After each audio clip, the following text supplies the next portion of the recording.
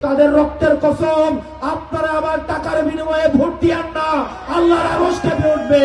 ভোটের আগের দিন যদি আপনি একটা নির্দিষ্ট অঙ্কের টাকার কাছে আপনি বিক্রি হয়ে যান, আগামী 5 বছর আপনি গোলামি করতে হবে।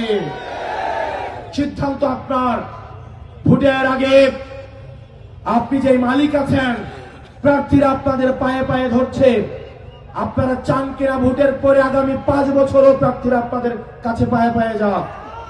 যদি আগে ভোটের আগের দিন নিজেকে বিক্রি করে দেন, তাহলে আপনার আর মালিক থাকার সুযোগ নাই। আগামী 5 বছর আপনাকে গোলামি করতে হবে। প্রিয় জনগণ, ভোট হচ্ছে পবিত্র আমানত।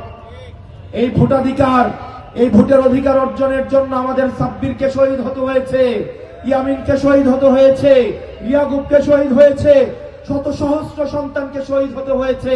তাদের রক্তের কসম, আপনারা আবার টাকার বিনিময়ে ভোট দিয়েন না, আল্লাহর আরশ কেঁপে উঠবে।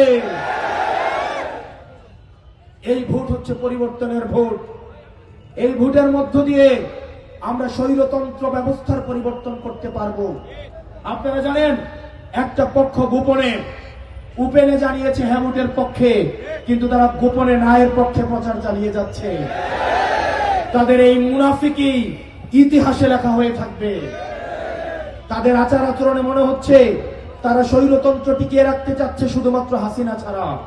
তাদের কাছে স্বৈরতান্ত্রিক ব্যবস্থার বিচার ব্যবস্থা ভালো, স্বৈরতান্ত্রিক ব্যবস্থার মিডিয়া ভালো, স্বৈরতান্ত্রিক ব্যবস্থার ব্যবসাপাতি ভালো, স্বৈরতান্ত্রিক ব্যবস্থার এক্সিকিউটিভ ভালো, স্বৈরতান্ত্রিক ব্যবস্থার পুলিশ ভালো।